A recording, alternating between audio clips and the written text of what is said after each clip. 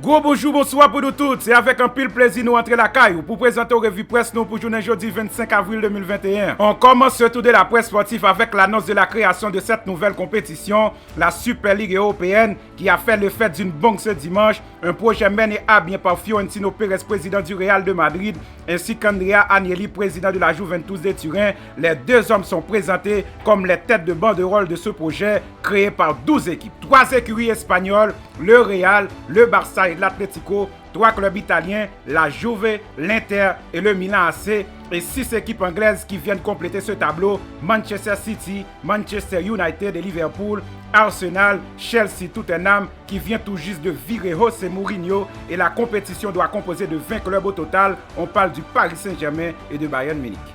Bien vite, cette annonce met le feu aux poudres partout sur la planète foot, et dès le lendemain, les premières réactions se font entendre dans les médias notamment. Cela fait la une de l'équipe qui titre presque ironiquement « C'est la guerre des riches ». Le Daily Mail placarde sur son fond noir synonyme de deuil « Le football est en guerre ». De son côté, De Son menace les 6 clubs anglais qui ont donné leur aval à ce nouveau projet. Nous allons vous bannir, tonne le tabloïd anglais. La Première Ligue furieuse n'approuvera pas le projet. Les 6 sans vergogne doivent donc faire marche arrière ou pardon, menace la plupart des journaux britanniques. Pour The Guardian, le football est dans la tourmente. Le projet de nouvelle Super League est déjà condamné. L'IFA et la Première Ligue sont en colère, résume le média. Évidemment, cette annonce fait le tour d'Europe. En Italie, Tuttosport apostrophe directement le président Bianconeri et lui demande « Mais vous êtes fou ?» Pour le quotidien La Super League sur le football. De son côté, El Corriere dello Sport indique que la Super League et l'UEFA partent en guerre. Une bataille juridique est prête contre les clubs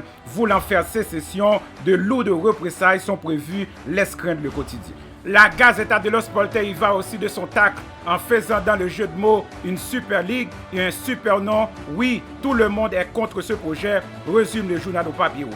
En Espagne aussi, cette nouvelle fait grand bruit et comme l'annonce de son côté Marca, le football explose après ce projet de réforme, alors que pour AS, la guerre ne fait que commencer entre les clubs et les différents instances du football. Maintenant, c'est au tour de l'IFA de répondre les dirigeants du foot européen, où le président de l'IFA, Ceferin, organise une conférence de presse dans laquelle il fustige les instigateurs de ce projet. Ce sont des moments dramatiques et cruciaux. On a commencé ce projet pour moderniser nos compétitions. On avait le soutien de l'ECA. Tous les clubs se qualifient en fonction de leur mérite sportif. Pas comme si c'était une boutique fermée. Le foot doit être uni face à ce désastre après le positionnement de certains clubs avec des intérêts propres. On ne va pas permettre ce changement. Les joueurs qui ont participé à cette ligue fermée ne pourront pas jouer avec leur sélection, a-t-il déclaré. Une promesse de sanctions qui en a fait réfléchir plus d'un, et Ceferin ne s'est pas arrêté là puisqu'il a même directement attaqué certains meneurs de projet, en particulier Andrea Agnelli. Je n'ai jamais vu une personne mentir autant de fois et de manière aussi éhontée qu'il a fait. J'ai parlé avec lui samedi après-midi et il m'a dit que ce n'était pas des mensonges, les valeurs humaines s'évaporent face à la cupidité. Dans le même temps, les fédérations et ligues professionnelles d'Italie, d'Angleterre et l'Espagne concilient le communiqué de l'IFA et annoncent aux 12 clubs séparatistes seront expulsés de leur championnat malgré les arguments qu'annonce le patron du projet comme Florentino Pérez, qui affirme que c'est pour sauver le football et ces grands clubs que la Super League est créée. Elle ne semble pas vraiment obtenir un grand soutien. L'affaire est suivie de près par les gouvernements comme en France avec Emmanuel Macron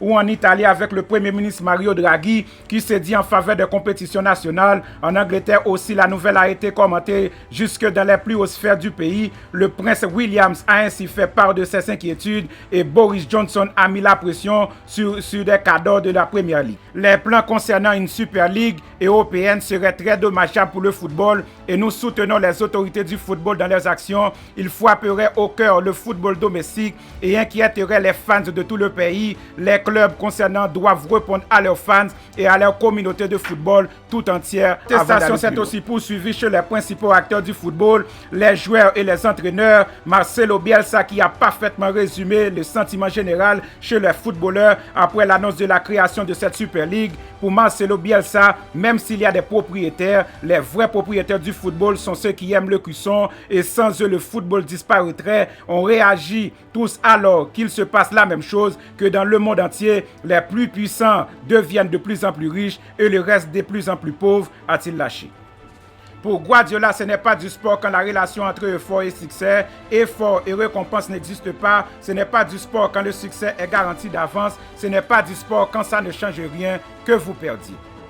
Pour Xavi Hernandez, l'ancien joueur du Barça, j'espère que ça va s'arranger. Le monde du football doit être heureux. Tout le monde doit penser aux gens de tout le monde du football. J'espère qu'ils vont trouver une solution à la situation. Pour Rubens Gosens, le fait qu'une équipe n'est pas favorite puisse gagner, c'est la base du football. Les gens meurent dans le monde entier, l'argent manque de partout, cette division serait trop importante, alors j'espère que les fans vont s'opposer et je serai avec eux. Pour Ander Herrera, je suis tombé amoureux du football, des fans, en rêvant de voir mon équipe de cœur affronter les plus grands. Si cette Super League européenne vont le jour, ces rêves seront terminés. Les rêves des fans, des équipes qui ne sont pas des géants européennes, de jouer les plus grandes compétitions sera terminé. Pour Mesut Ozil, les enfants grandissent en rêvant de gagner la Coupe du Monde et la Ligue des Champions, pas la Super League. Ce qui nous rend heureux de voir des grands matchs, c'est qu'ils ont lieu 1 ou 2 fois par an, chaque semaine. C'est vraiment dur à comprendre pour les fans du football. Pour Dani Alves, le football a été et sera toujours un sport qui transforme les vies. Nous ne laisserons pas les gens d'en haut gâcher cette chance